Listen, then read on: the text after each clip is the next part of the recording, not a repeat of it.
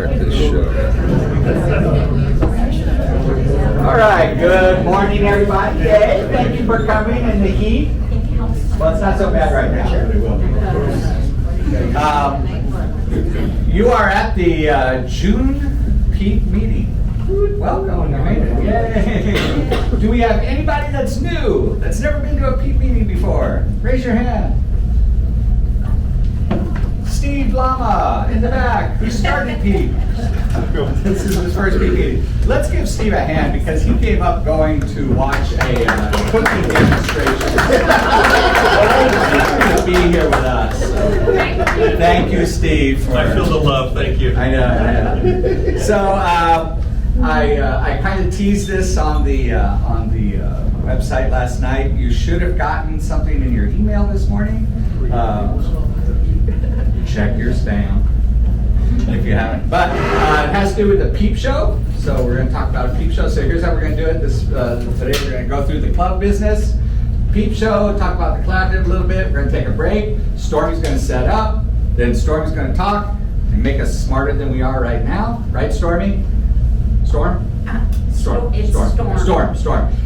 It's because, honest to God, honest to God, there's a teacher in the El Paso Independent School District, teaches 3rd grade. Her name, honest to God, is Stormy Daniels. The poor thing. The poor thing. Okay, so anyway, I wanted to let you all know the PEEP show is now taking entries, okay, for this year. All right, we're going to be doing a few things different than last year. So hopefully you guys will like the changes. The deadline for entry is July 1st. All entries are online. You do not have to matte, print, and enter a physical copy of your photograph. All right. How's that? Like that? Yay? Yeah. Okay. So everything is, and if you go to the entry site, if you go to the entry, it actually at the very end of it, it asks you to enter your pictures. So let me show you what it's going to ask you. What's that? Oh, bless you, whoever it is. So it's going to ask the difference between this year and last year is that you can only have 4 images this year. And here's the reason why. I know you're like, oh, well.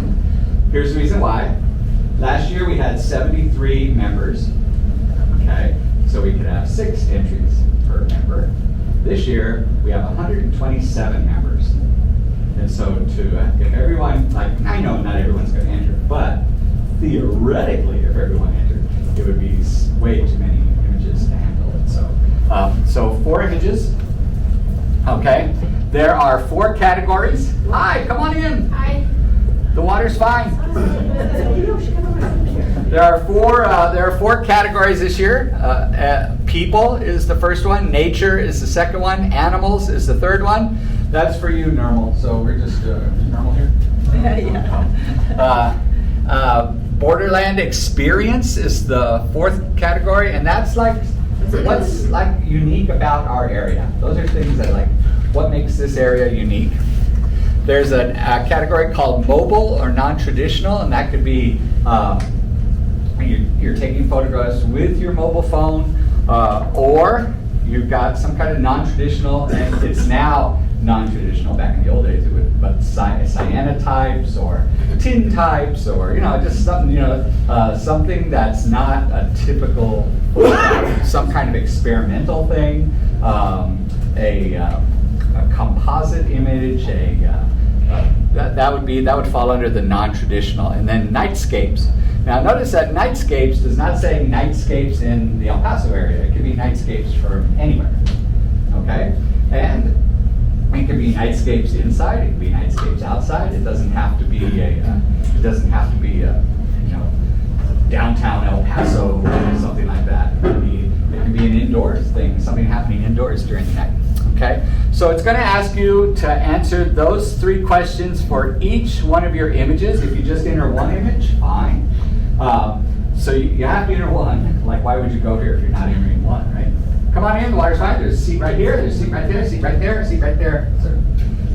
Or you can stand, either way. So it's going to ask all 4 images. It asks the exact same thing, the title of the image, kind of a short description of the image, including like what kind of camera, kind of stuff you used, like that. And then down at the end, you guarantee that this is an original image that you made. Okay? That you did not go up to Copilot, Microsoft Copilot and say, make a picture of downtown El Paso at night. And then it makes one for you. Okay? So it says, I guarantee that these images are original photographic works created by myself. So that doesn't mean that you can't like incorporate older images, like maybe you're making like a collage or something and you're incorporating images, that's fine. What we're trying to do is keep away from artificially intelligent created images, okay? For now. Maybe next year we're doing artificial intelligence, but for right now, we're going to keep away from 6-fingered people and all that, okay? Is there a time frame that the journey has to have taken? No. So now, last year was like 2 years. Last year was 2 years. This year, no. But you know, the spirit is that you've done it recently. Kind of, that's kind of the spirit. And if you're like me, you've lost all your images from a long time ago. Anyway, so each image, this is for Ron. Each image is $5 per entry. So the most you can spend is $20. So, and then it even tells you how to pay on PayPal right there. And so Ron will be getting your money. Thank you, Ron, for doing that. Yes, ma'am. What if you don't subscribe to PayPal? You do not have to subscribe to PayPal. You don't have to. You just go in and there's a thing that says you just just go to PayPal and it goes send money. And you just click send money. And just follow those instructions and that's it. You don't have to have a PayPal account in order to just send money. Okay? Then it asks if you read and understood. Can you enter like work pictures in the same category? Yes. Oh. Yes. And also the mobile category, mobile category is not exclusive to itself. Like you can't, like say you took a picture of a nightscape using your smartphone, that doesn't mean you have to enter it in smartphone category. You can enter it in the nightscape category. So that's. Hi, Michael. Let's give Michael a hand for showing up. Already started. Okay, and then at the end it asks you to upload your images, your 4 images, and just click and add files and it'll jump it. I do ask that you, it's going to ask that you name the file. Okay, to name the file, there's a naming convention, and the reason we have a naming convention is so we can tell whose file is whose. Okay, so it's going to say PS24 for Peep Show 24. And then your last name, so in this case it would be Martin Fano, so Fano, and then the title of the work. And you can abbreviate the title if you've got like some title that's like a Walt Whitman quote is the name of the title. So you can just say Dewdrop. So if Martin entered, he'd say PS24, so Photoshop 24, Photoshop. Peep Show 24. Fano and then Dewdrops, or like mine, Peep Show 24 whole rainbow. So that's how you upload it. That's how you name it, just so we know whose picture is what. You should have received an email this morning. If you're on our mailing list, if you're a member, you're on a mailing list, and it has a little supplement that has all the rules, frequently asked questions. I think I updated it properly. Again, you do not have to mat your work. You do not have to print out your work. You're just uploading your work. Why, you ask? Why? Margita asks why. Why? Here's why. The first reason why was because it was a pain in the ass getting the pictures back to people after the shows were over, even the ones that didn't make it in. And so I didn't want to, I feel really bad if the picture gets damaged or crinkled somehow, and so that was the first thing. I didn't want that to be on me. The second one, and probably the most important, is that we're only really interested in the ones that made it to hang, right? And so framing dimensions frame dimensions, has agreed this year for each of the winners to print out a canvas print. And those are the ones that are going to go up in the. Hi, come on in. It's all right. We got right here. Look at this front row. You can do front row. I get shirt here. I get shirt. So the canvas prints, they're 16 by 24 canvas prints. 16 by 20, excuse me, 16 by 20 canvas prints. So your framing of them. Well, thank you for being brave. I don't like it. 2 left, 3 left, right there. I beat everyone because I'm still in front of everyone. Oh, there you go. And so when you're looking at cropping your image, and it says so in the instructions that you got this morning, look for a 4x5 crop. Okay, typically 4x5 crop or a 5x4 crop. Okay, that'll be for the image coming itself. Right. If you crop it a different way, then what happens is when they add them to the canvas print, you get these black, black sidebars. Yeah, sidebars down the side. So the way it's going to happen is that the winners will be chosen by the judges. Then as soon as we get those winners, we send them to Frame Dimensions. They'll print them out, send them back to us, and then we take them to the airport, and we'll have the airport again this year. Yay. So we're at the airport again this year. And the opening is August 15th.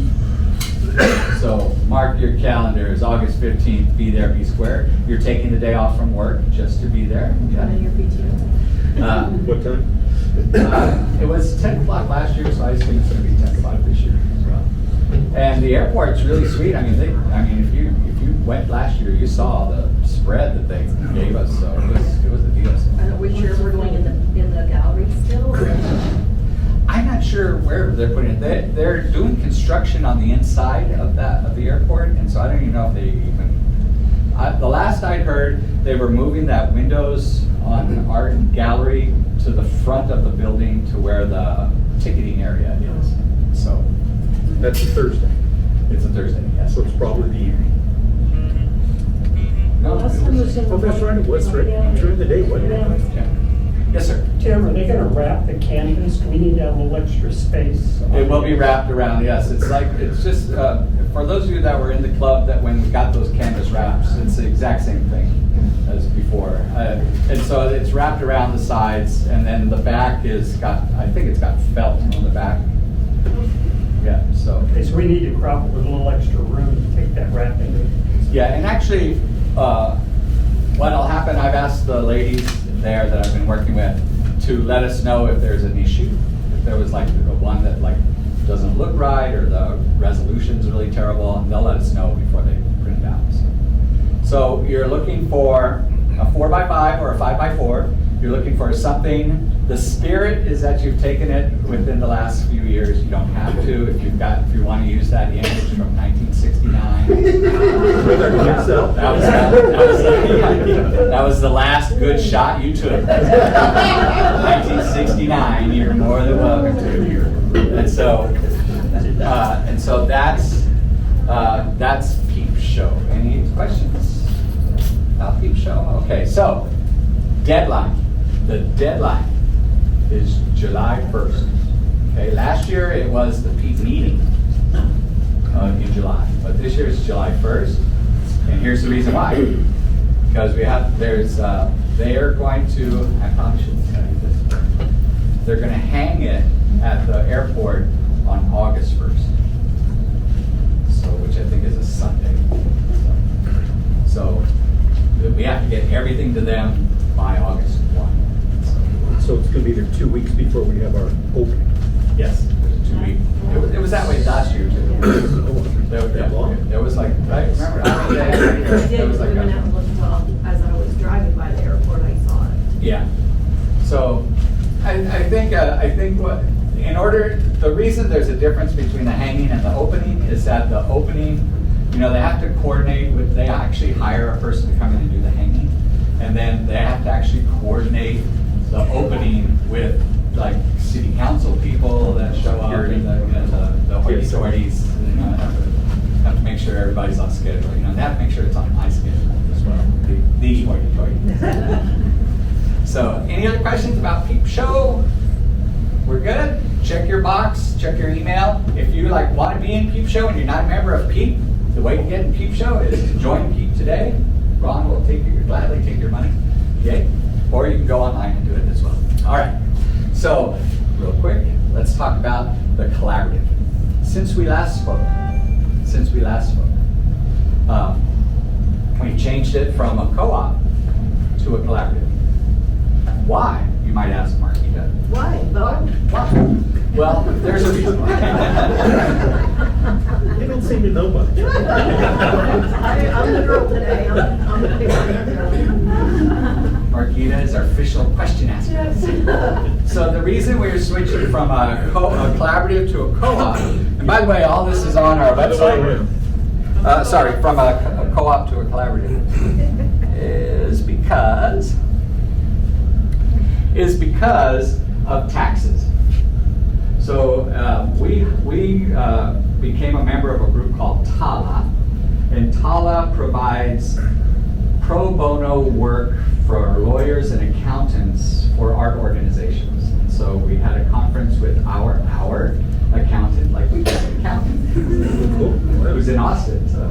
So we were talking about this whole thing, and she said, you know, if you call yourself a collaborative, then there's a whole tax, an additional set of tax things that have to happen. She goes, it's a lot more tax work for PEEP, the organization. And then she said, she goes, you know, will the collaborative have its own board? And I go, yes, of course. And she goes, and this is where I stopped twice. She goes, you know, as a collaborative, and they have their own board, then they can vote to do whatever the hell they want to do. They can leave PEEP if they want. As a co-op. The co-op. As a co-op. If the co-op had its own board, they could vote to leave, which would completely, be against what we want, right? And so, come on in. Or you can stand with him. He's right to the coffee. I talked it over with the board. I said, I think it's better. And I said, and I asked the CPA. I said, so what should we do? And she goes, well, call it something other than a co-op. And so I went to the board and I said, what if we called it a collaborative? Would you be okay with that? And the board said, yeah, sure, yeah. Except for Kelvin, who was in France at the time. How dare you? Thank you, Kelvin. He said we. And he said we. Well, he was eating a baguette. And so the board decided, let's call it a collaborative. And so it's going to be a collaborative. Now, if you missed the meeting about the whole thing, there's our website has that on there.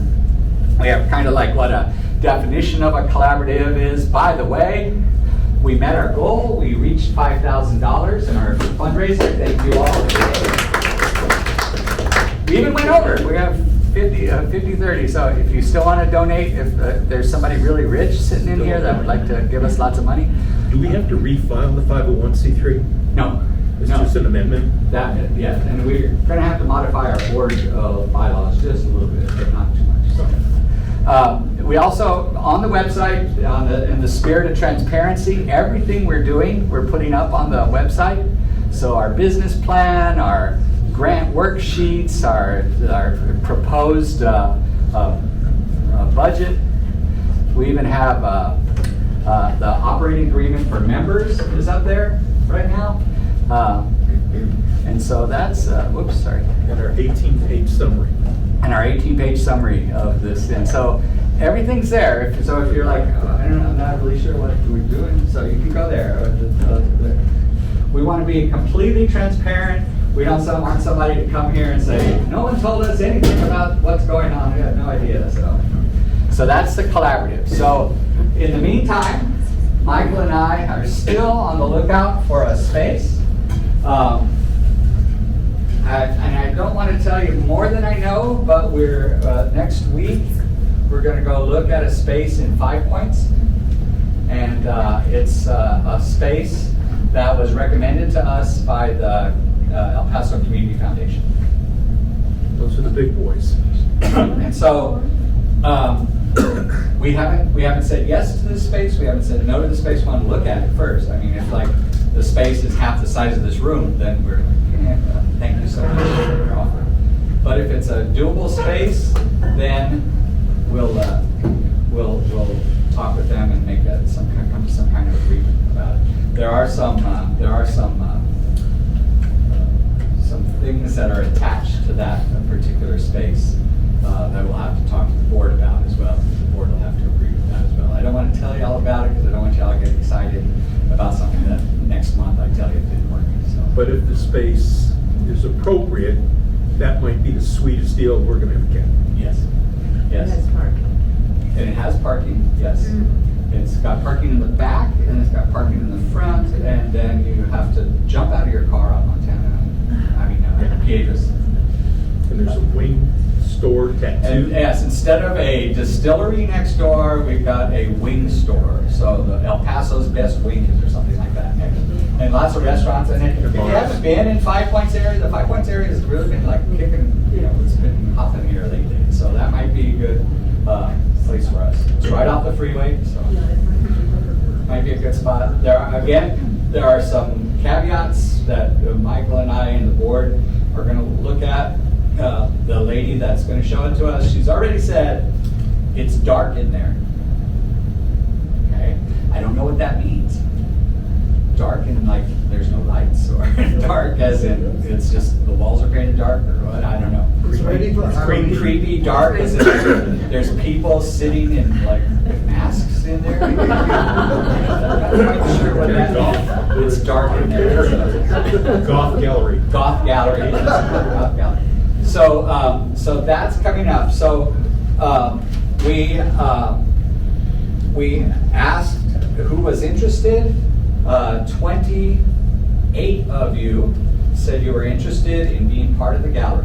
28 of you. And so from those 28, including people from the Doña Ana Club, the board also approved allowing anyone that's a member in good standing of the Doña Ana Photography Club to become part of our gallery as well. Become part of our collaborative as well. Which is, that's what it's called, a collaborative, right? So, yes ma'am. Can you please explain what it means to be part of the gallery? So the collaborative is, what we're going to try to do, what we're trying to do, is open up a space that's our own space, where our members can display their work in a gallery. They can even sell their work if they wish to.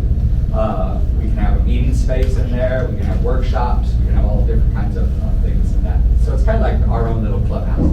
So that's essentially what it is. No girls allowed. It's going to be run by volunteers. It's going to be run by the people that are part of the collaborative. So, which is exactly what I was getting to. 28 photographers said they were interested in it. We're trying to get to 30. Between 30 and 35 is kind of like the tipping point where we're good. 28 said they would, and then from those 28, we sent out an email that said, okay, you're invited to join in. Fill out this form. And so last I looked, and I haven't looked, but the last I looked, there were 11 that had filled out the form. So got to get more people into it. However, I will say this: if the space we have been offered by this community foundation works out, then we don't have to get to that 30. I don't think we can kind of like slide for a little while with that 30. Yes, sir. Where is the form that you filled out to say you're interested in You should have gotten an email that said the form. I'll check my spam, but I have not been seeing any emails. And I tried twice. I haven't. Okay. Yeah, All right.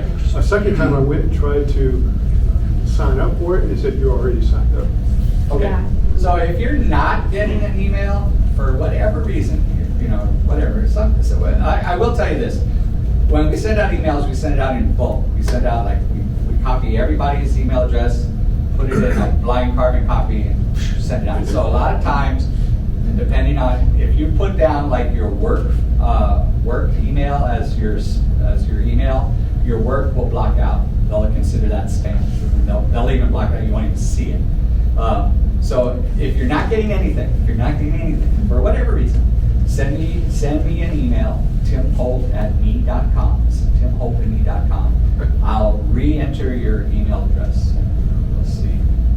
If it's the same email address, then I'll let you know there's something wrong. Like there's this guy, yelling. Steve here? Steve yelling. It just bounces back, and I've asked people, does anybody know this guy? So, yes. Can't you rectify that if the recipient adds your email to their email list as known emails? Like add them to their contacts? Not if it's a company, though. It's coming The company from. It's might coming control from. that. The company will block it still? Maybe. Yeah, the company will block it. Depends on how sophisticated they are. Okay. I know, like EPISD, when I was at EPISD, they just blocked. You know, there was like a statistic. EPISD, I worked in the same department, and these guys would come up and say, we blocked 200,000 emails this morning because it's just spam. This morning. Yeah. It's just I spam. thought I got a lot. Yes. Can we maybe put the form on the website? The form, yes, I we don't know can. where- Here's the reason why I hesitated not to do that, is because the website's open to anybody. And so somebody that just comes across and says, I'll, Yeah, but yeah. they're not, they haven't looked at any of the information, they're just like, I want to become part of it, they're not a member. Although the form does ask if you're a member of PEEP or done yet a photography. Okay. Yes. And what I didn't expect when I filled the form out was submit 4 of your work. Have 4 of your pieces of work ready. They don't have to be, and here's the reason why we're asking for that, is that we're not going to say, especially at this initial run, we're not going to filter people out. We're not going to say, oh, Mark, your stuff sucks. Thank you so much.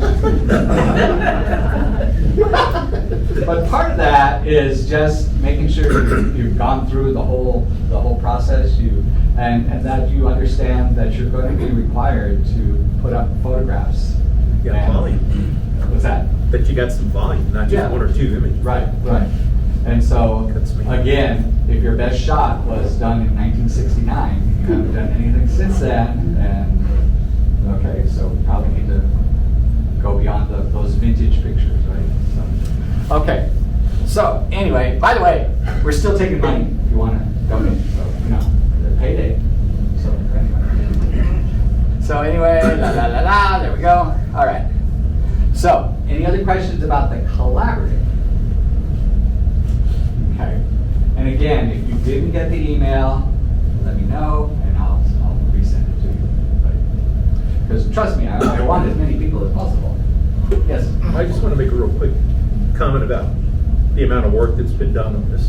I'm using this kind of information to talk to a lot of my contacts in the region, and we're talking about folks that can write a $200,000 check without batting an eye to talk about our concept, and they look at that and they go, oh my God, this is serious stuff. They're very impressed. Now, they may not totally buy in with exactly what we're doing, but how we're going about it, I've been told by multiple people that you guys are hitting all the right bases. So kudos to Tim and whoever else is And the board. working on it.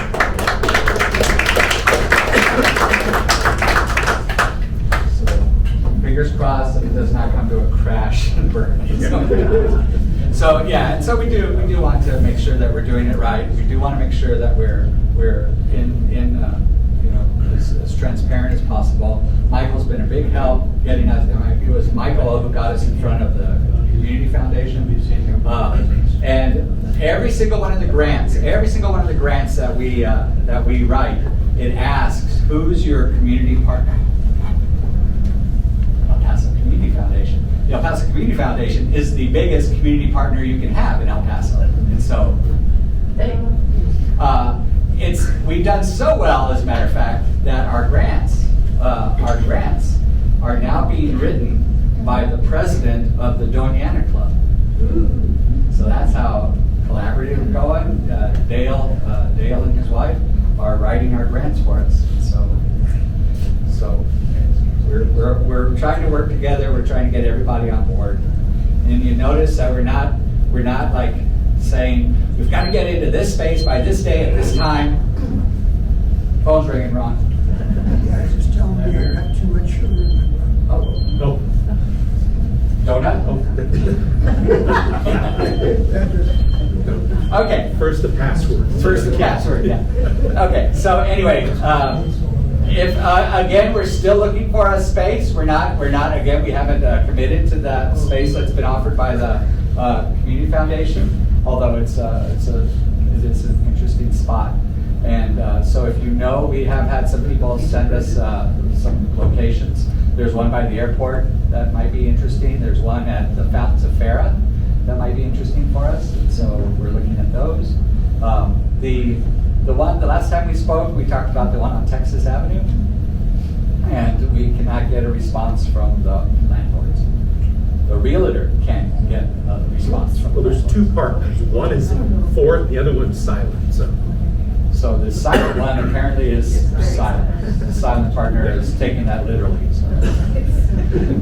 All right, so we're going to take a little 10-minute break right now, and then Storm's going to come up. Not Stormy, Storm is going to come up, and she's going to set up, and then we have her presentation, and then we'll have door prizes, and actually door prize, I think, today. So the door prize today, by the way, is a stick. a stick. This is called the original poster hanger. And for those of you that read the PEEP sheet, you know what this is. For those of you that did not read the PEEP sheet, Go back and read the PEEP. go back and read the PEEP sheet. What about those that read the sheet didn't see that? And you did read it very carefully. So they sent us several for door prizes, and so yay.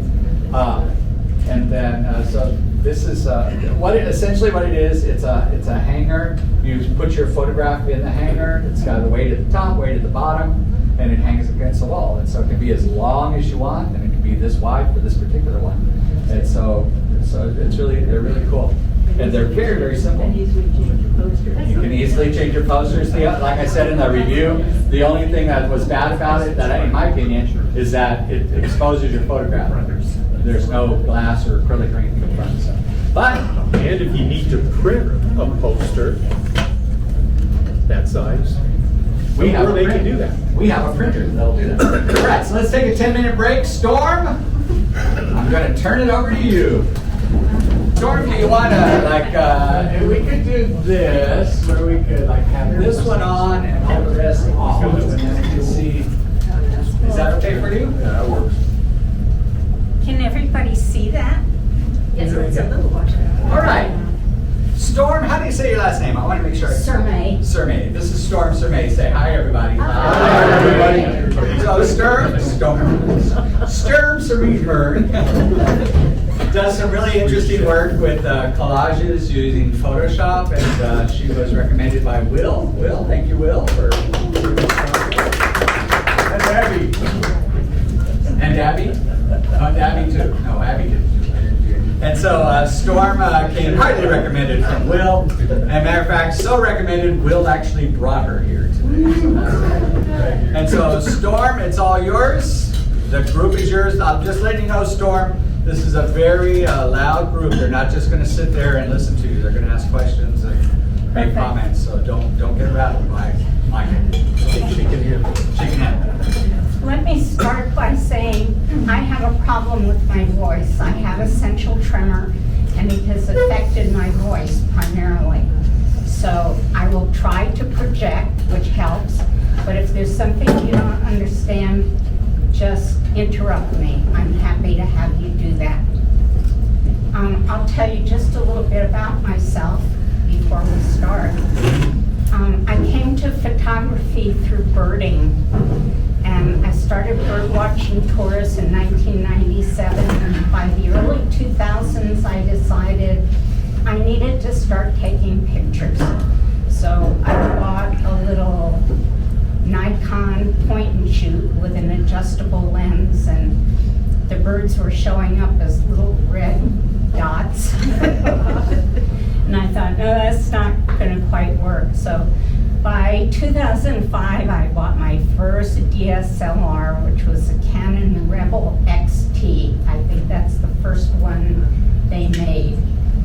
And because of that, and I had a Canon lens, I've been with Canon ever since.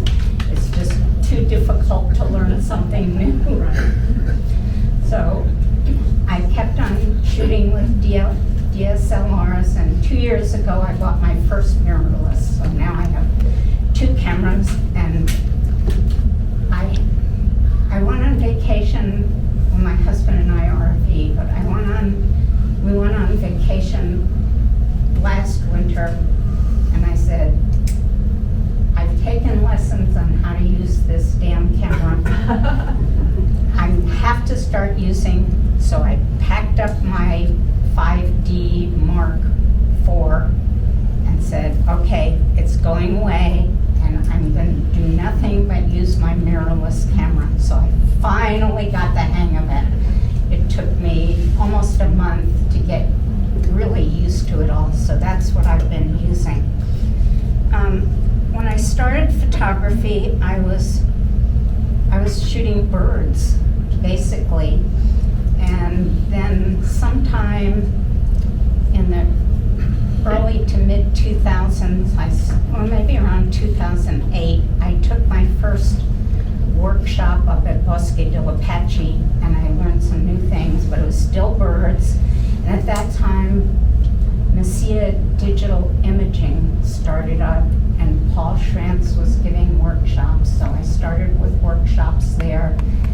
And I finally started doing other things besides birds. I wanted to be a little more creative, so I started doing landscapes. I finally got involved with black and white. And then in 2013, I think was my second trip to Cuba, I started doing street photography. So I've done landscapes and seascapes and street photography. I do tattoo fiestas. And then I took a class in gilding photographs on translucent vellum paper. And then in the beginning of February of 2000, I took a class in hand coloring photographs. I just get bored. I keep trying to do new things. And the last day of that class, Santa Fe workshops shut down because of the pandemic. So, and my husband and I quit traveling, and I wasn't doing much photography. I wasn't going out. And then all of a sudden, Santa Fe workshops started doing online Zoom classes, and here came one in Photoshop. So I'm always dangerous when I start learning new things. So I took this class in Photoshop, and the first thing I learned was about layering and masks. And I went, oh, that's really cool. And then a year or so after that, I took a class on learning how to do selections. Boy, that was really fun. So now I've learned basically in Photoshop just the basics: masking, layers, and selection. So I'm going to show you a few of those things, but I'm also going to show you some of my photos on how all that goes together. So whatever program you use, you can do some of those things in that program. Now, how many people here use Photoshop? Okay. Use So- I have it all, but yeah. Okay, because Tim said, we'll keep this general, because not many people use Photoshop, but it looks like everybody here almost uses Photoshop. The idea is that layers are layers. You know, it doesn't matter. Pretty much every editing software has layers. Every editing software has masks, every editing software. And so even if you don't use Photoshop, you can take what Storm's saying and adapt it to your particular program, whatever you're using. So I'm gonna sit down because Yep. I need to look at my screen, but I do a lot of my initial processing in Lightroom, and then I bring it into Photoshop to do the layers and masking, and I print from Photoshop. I do my own printing. And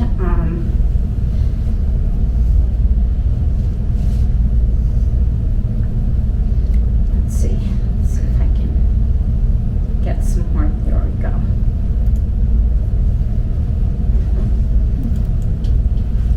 So this is kind of the first thing I learned to do, was just take 2 photos and put them together. And what I want to mention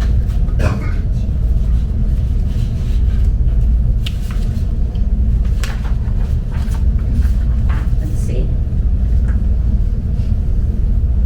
The first thing you want to do when you start just putting 2 photos together is it's really nice to have them the same size. If they're not the same size, then you run into problems with things going outside of boundaries. So the first thing you're going to do is you're going to go up to image, and you're going to go to image size, and you're going to resize the image to whatever the standard is that you want to use, and make sure all the photos that you're working with are that size. Life is a lot easier, trust me.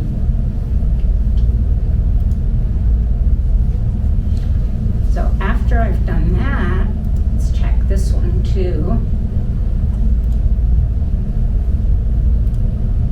Yep, 15 inches. I work a lot in square format. I'm very fond of the square. I do some 4x5, but mostly it's square. So, I don't know. I have a question. Yeah. Let's say that you have 10 photos that you want to mash together. Can you go in and mark all 10 of them at once and resize them all to a certain size? When I'm just doing the photos and not selections, I only do 2 at a time. Okay. Because I find it too confusing. What I've done in the past is I'll do 2 photos and get them the way I want it, and then I flatten the image so that I just have 1 photo again, and then I might take that photo and work with another one.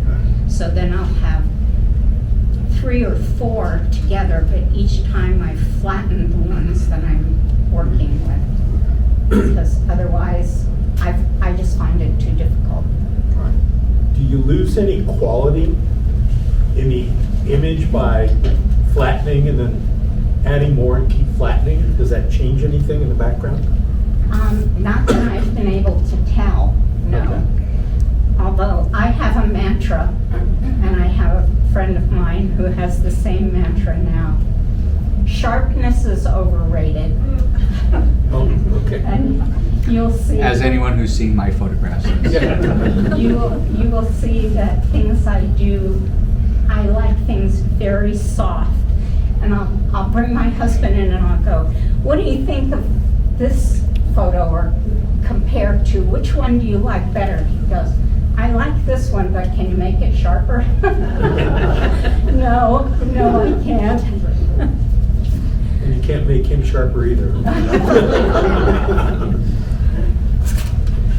So the other thing that I want to tell everyone is everything that I use in my composites are my photos. I do not source from the internet, although a lot of people do. I do not do that. I can say everything that I have is mine, except for one thing. I do get my textures. Sometimes I'll finish off photos with textures, and I've got a couple of those to show you. Those I buy from a place called Flypaper Textures, actually. I really like them, and you can also make your own textures, so you don't have to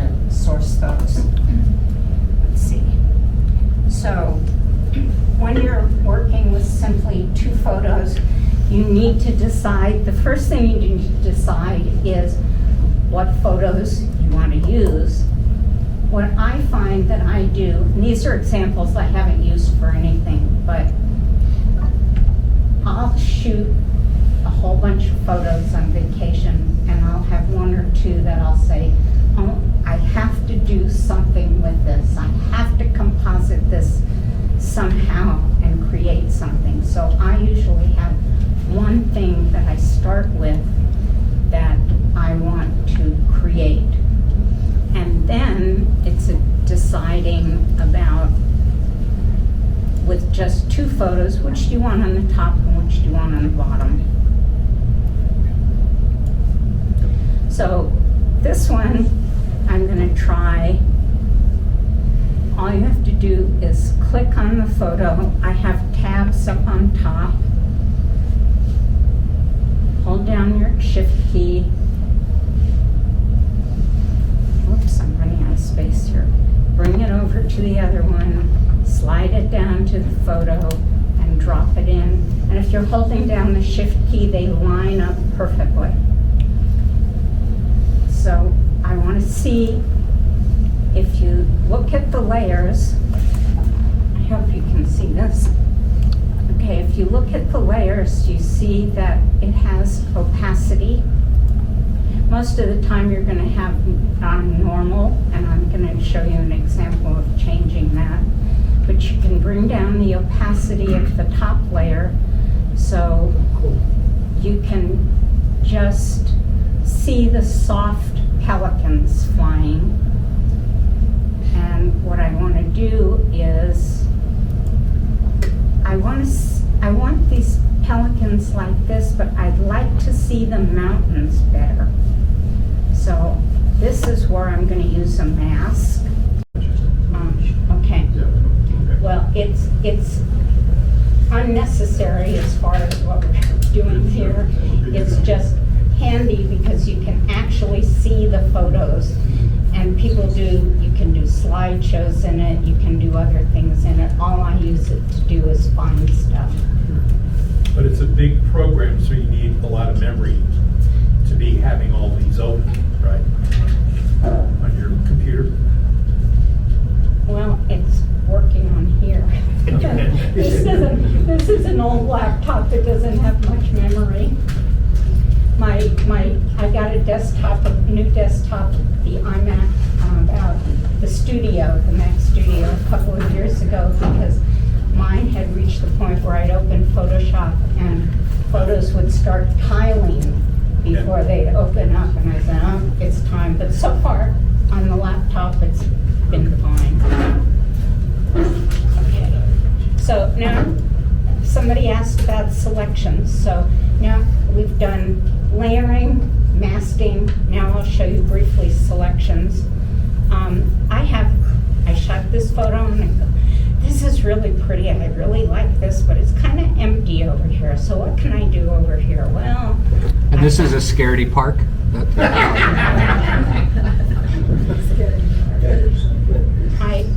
I think I'll stick I have this nice cormorant, so I think I'll stick the cormorant in it. So now we're going to do a selection. Now, this was a much bigger picture when I started.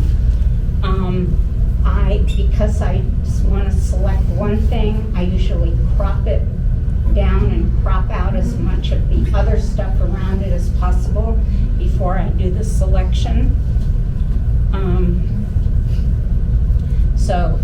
And here's the lazy part. This actually has, it's the quick selection tool that I use. It has a number of other selection tools. This is my preference. If you use Photoshop, you know that there are 50 ways of doing everything in Photoshop. I think I do things the easiest way. So let's see. So I clicked on the selection tool, and then I'm just going to go up here and tell it to select the subject. And lo and behold, it selected the cormorant. And I was thinking that perhaps I'd like some of the post in there, but I'm not really sure right now. But I'm gonna tell it, you can see the marching ants, what it's selected. I'm gonna tell it now, select and mask, okay? And over here, you have different backgrounds you can use when you're working with select and mask. I happen to like, yes, Could you do that again, how you did the selection to get the marching ants, absolutely. please? And by the way, while she's doing that, we're desperately trying to record this. So we'll post it online. Okay, But the battery keeps running out, so I went it may or may to not work. the quick select tool. So I did my tool first, and then up on top, it's got select subject. So I click on select subject, and now we have the marching ants. And why It did it, I didn't do a selection, it did it all by itself. And you would think that it would also pick up the stump that it's standing on. I find that a little interesting. Is it because it's so much darker? Yes. Two different colors, is that why? Yes, I think that's why, yes. because it's against a relatively clean background, there's enough contrast. If it were a real busy scene, it would have a harder time isolating just the bird. Plus, the stump is almost the same color as the water. As the water. Okay. So now I'm gonna tell it, I've done select subject, I'm gonna tell it select and mask. And I like this red background personally. And at this point, there are different ways you can clean up your selection. This is the one that I like. I like this brush that says brush tool. And I've got a plus and minus up here. And what the plus and minus does, plus adds to your subject, minus takes away. So here, look what it did. It did select some of the post and say I don't want the post. So I can minus that out. And with this brush, you've got a lot of control that aren't marching ants. So now you can kind of paint out this stump. And you can also clean up the tail. If you can see the tail, it's got some of the water in it. You can make this larger and kind of clean up the tail. So you can take some time and you can clean up what's in between the cormorant's legs, a little tiny brush. Whoops, there it goes. You can make your brush whatever size and then take this out. This leaves space between the cormorant's legs. And then what I like to do is if I'm doing something fine, I'll go to the black and white, and then I can see more detail on the edges and see if there are any edges I want to clean up. Anyway, I'm all finished. Let's say we're all finished. Down here, you want to output to. Okay, this is my choice. My choice is output to new layer with layer mask.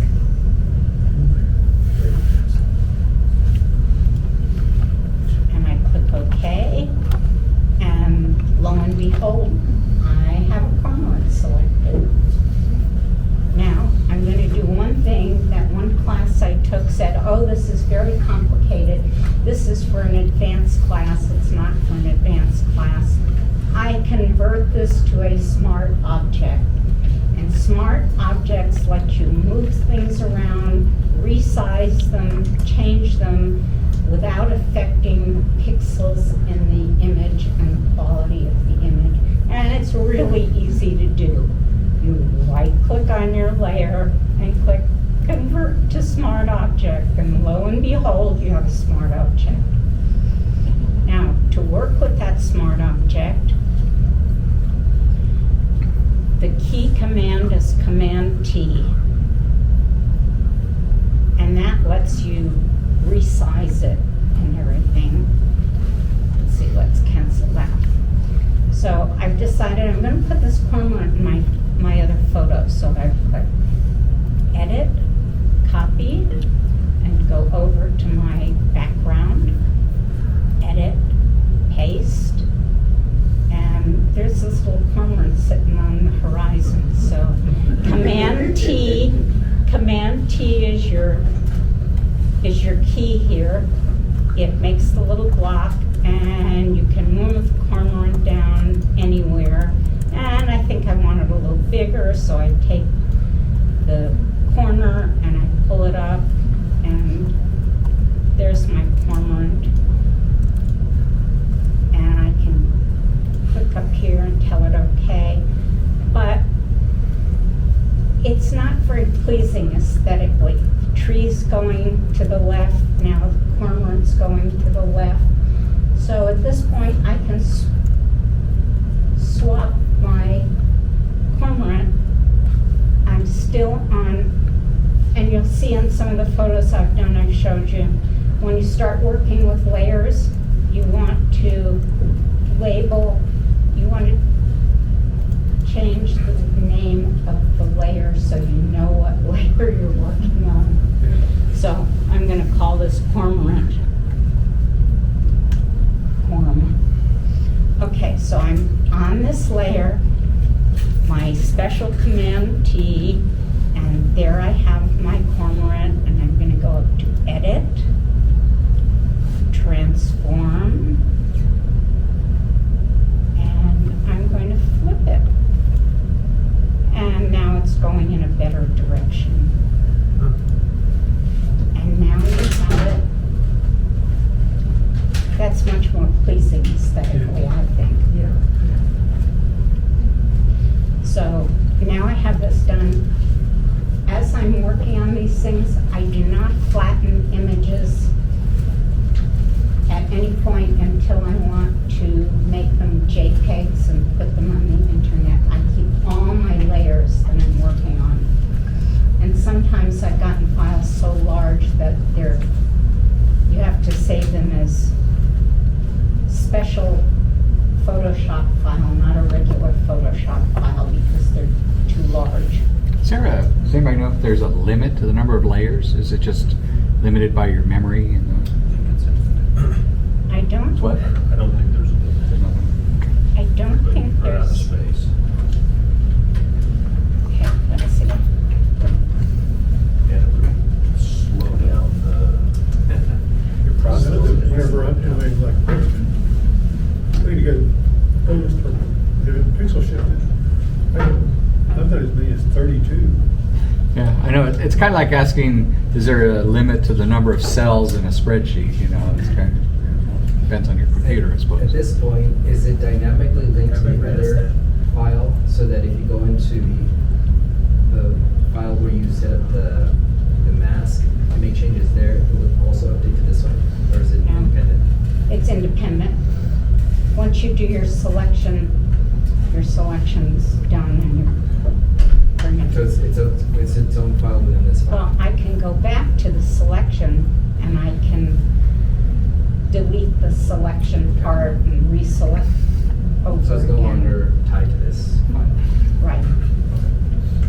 And once I've done a selection that I like, I keep a folder thing called selections, so that all my selections are in there. If I want to use this cormorant again in another picture and make it even smaller, make it larger, I've still got my cormorant and I don't have to do it over again. But you can see how fast it is to do. So you've selected the cormorant. Let's say now you want to get really fancy and have two of them talking to each other. Okay. So you've got the one selection. Do you need to make a second selection, flip them, and then do everything? No. Or can you use the same one twice? Well, let's do this. I'm back on the selection, right? Okay. So I'm edit, copy, edit, paste, and there's our other cormorant. Okay.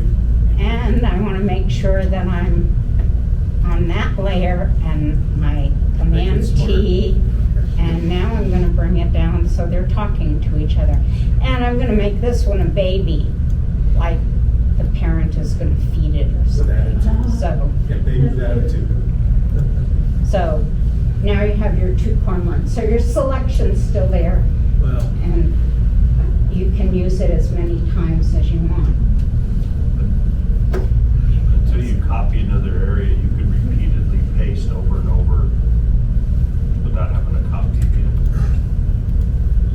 Now, I can show you textures real quick right now.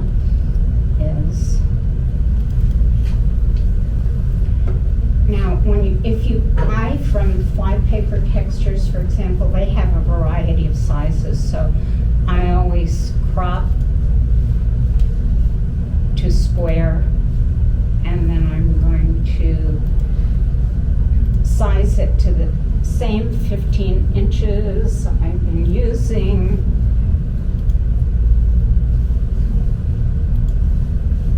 And then I can go here. I'm going to stick a texture layer on this and just show you how it works.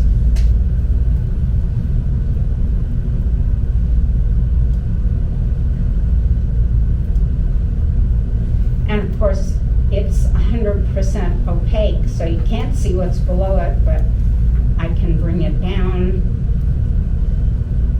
some, and then I can put a mask on it if I want, and go to my brush.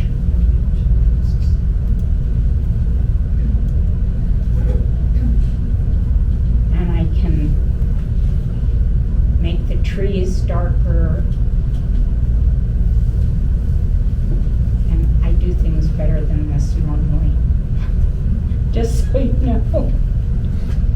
And I can bring out the cormorants or whatever I want. So now I've added another layer, and that's the texture layer. The other thing that you can do with smart objects, I'm back on my cormorant, my original cormorant.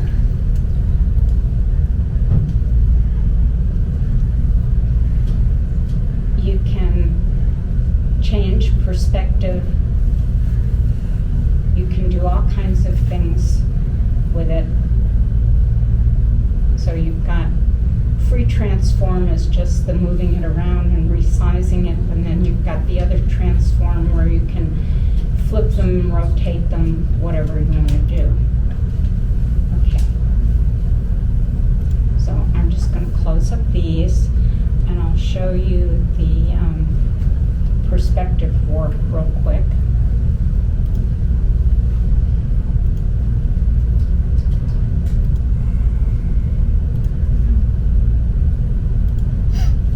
And again, if you don't use Photoshop, most programs have these exact same tools in them.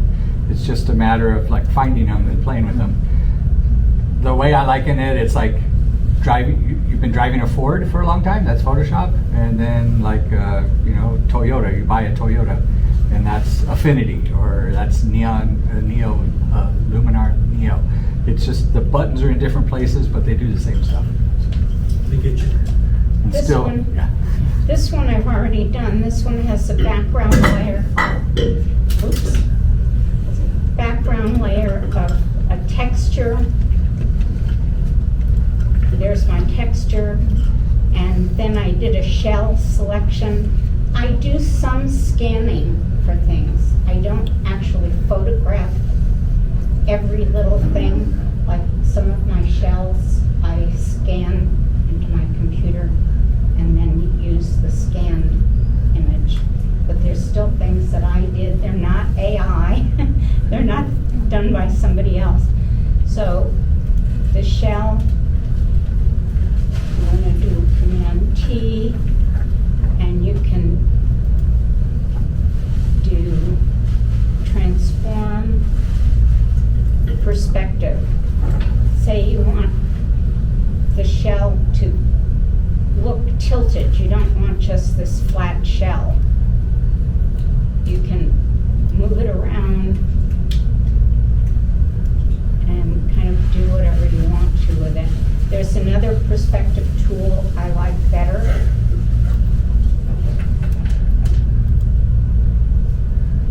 Which is, let's see if I can do that. The other perspective tool is you don't do Command T and you do perspective warp.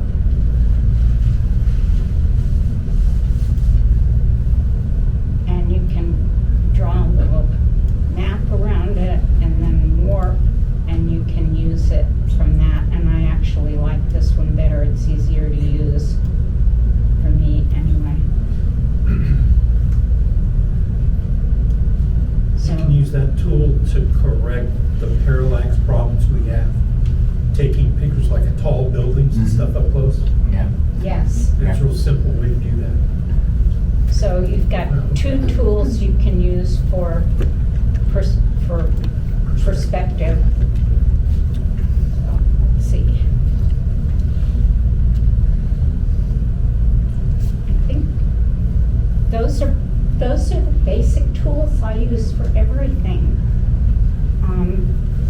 I'll show you one more as I'm showing you my photos.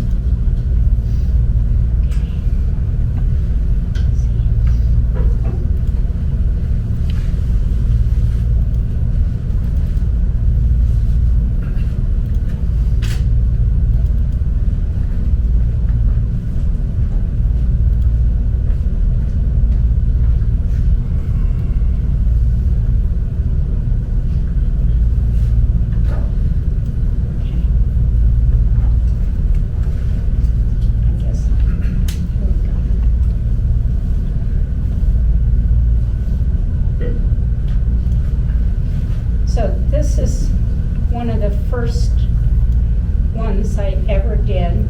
This was before I knew how to do selections. So I was just using layers and masking. I love this boardwalk, but you can see that it was not a very attractive photo with the vegetation and the people and houses in the background. So what I did was, since I didn't know how to do selections, I took the boardwalk photo and I put a texture layer on top of it and a color that I liked, and then I masked out the boardwalk so you could see it. But the texture layer, because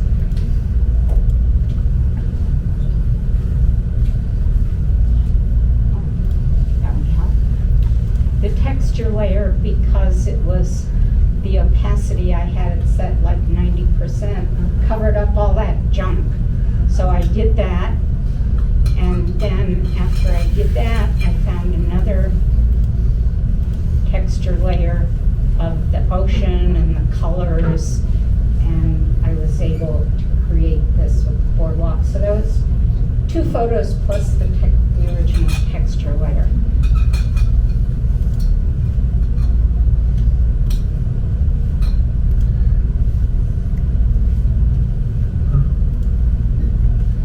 Then, I just want to say that the technique is just a small part of this. I'm working on a photo now that I've been working on for a month. That I've moved things around and taken things out and changed them and trying to get things just the way I want them. This is one that I worked on for a very long time. This I call the mourners. You can see when you want to look at your individual layers, you can just click on the eyeballs. So this was my very last layer, finally, that I really liked this. This was a texture layer I put on top, but this is what I started with.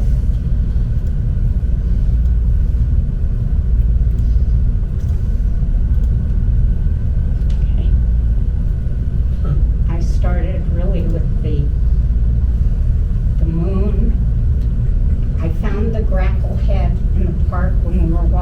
the dogs, and I just decided I had to take a picture, and I had to do something with this grackle head, so. You found just a head? It was just a head? It was just the head. Oh. There was no body left, not even any little feet. Did you ask your dogs what they had been doing? That was My dogs are actually about the size of the grackles. Oh. So I worked with the background because I liked these 3 birds flying, and then I did selections of the 2 ravens down here, the mountains, and I decided I'd stick the cross in there. And then I still didn't like it, but I finally decided I liked it with the texture layer. And this is where you can change things. This is what it looked like when I first put it on. And then from normal, look at all these choices you have that you can make this layer look so many different ways. I decided on multiply. So that's another thing you can do with your layers, is play with your type of layer that you want to use. And then you can also work with the opacity of that layer and get it just the way you want it.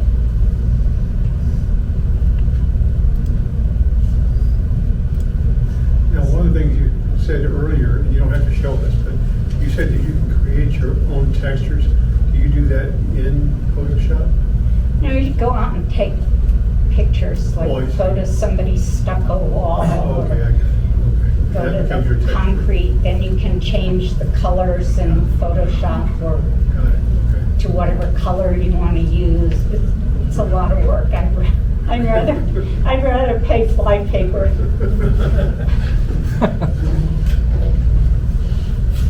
And I think there are some free ones on the internet too, but I'm always hesitant of using free things. Don't they have watermarks? I prefer free because I'm cold up. Yeah, I mean, you can get a set of 40 or 60 textures for $40, and you can use them differently, and you can even change their colors. Like if you like painting one and it's blue, you can change the color in Photoshop or whatever. Let's see what I have here. This is let me open these 3.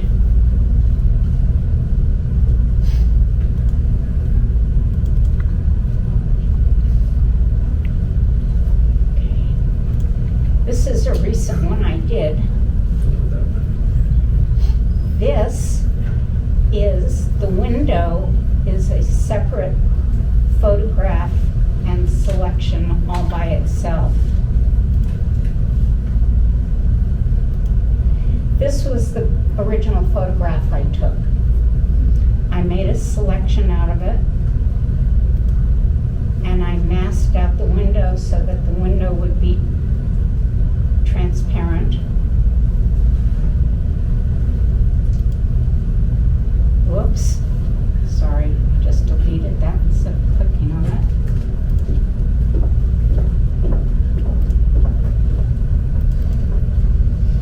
And then I layered that over another photo of the lily in the pond and used that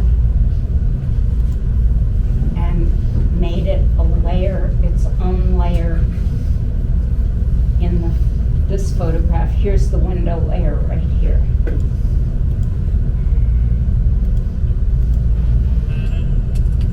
You can take off all these other layers and you see the window that I brought over into this.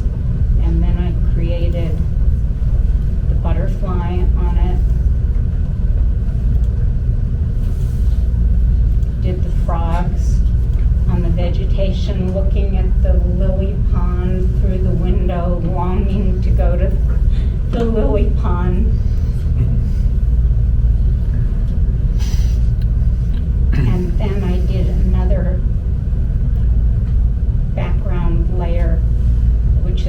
duplicate of the original over that. Your work has sort of a surrealist Yes, feel to it it. is. It's like- All of it is like that. Dolly would be proud of you. Medical marijuana. Well, she is from New Mexico. so- Yes, I am. Let's see, I think I've got one more here. And then, actually, I have a couple more.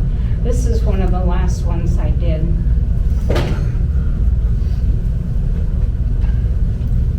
Okay. This photo I took when I was out on the Gulf Coast, and I saw these little plants with such a sharp shadow on the sand dunes, and I just loved them. I got home and I got to do something with these plants. I have no idea what to do. So I added more plants, and then I don't know why I decided to add, well, actually, the rabbits came first. I actually added the rabbits first. And that looked kind of lonely, so I put another rabbit in. And then I decided they still look kind of lonely, so I'm going to put this watch in. And I was able to do the perspective warp so that it looked flatter and had the rabbit sitting on it. And then for the first time, I decided to put in text, so I added, "I'm late, I'm late." And I call it for a very important date. And then Did you do that with just the text tool? Well, I'm late. Yes, and actually, I have terrible trouble with the text tool. So I did it, and then I made it a smart object so that I could tilt it, Yeah. because it seemed to only have the arc, Yeah. or could go this way, Not or much choice. vertically. So I did the smart object, so I tilted it Texture. like that. Okay. And then, whoops. And then I added a texture layer to make it kind of like an old photo.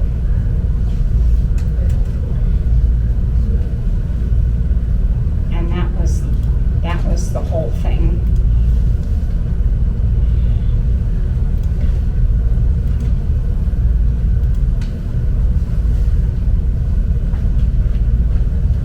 Got about 5 more minutes. Are we finished? We've got about 5 more minutes. Okay.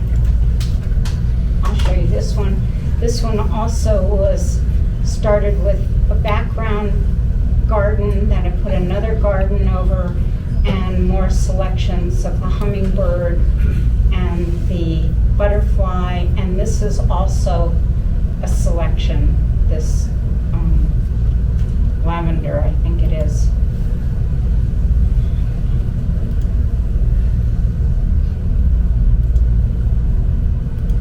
This was my backyard. And this was before I started doing selections. So this was the original robin picture at the bird bath, and it looked kind of crappy out here, so then I took another photograph and kind of... So even your backyard is surreal. Yes. And then you'll notice on all my photos to print, I always need to brighten them, because the way the printer prints, they're too dark when they come off the screen. So that's basically it. You can see how I do things and why I do things. Yes, I like the surreal things. I've got a whole new photo of weird stuff on my website under, it's called Strange Dreams, and it's stormsermayphotography.com. So if you want to look at any of the completed photos, I have more on there. And you've been in some shows too, right? You've entered some Many. shows. Yes. Yes. You can also look at my CV on my website. So 4 years worth of classes, you learned 4 basic techniques and taught it to us in 40 minutes. Yeah, There we go. yeah. We got the Reader's Digest version and saved a lot of money.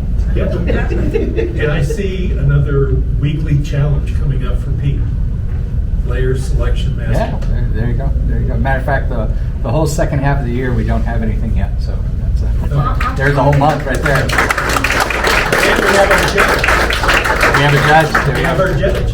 I'll tell you one thing. We have a small retreat every fall up in the Black Range, and it's people from all over photographers from all over the country.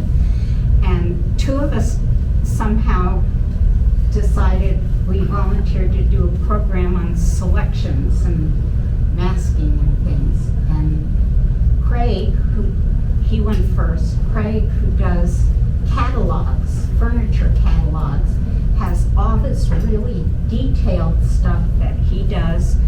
His presentation took an hour and a half. Then I went and did my selections and masking, and I was half an hour on this through. So, yeah, everything I do is quick and easy.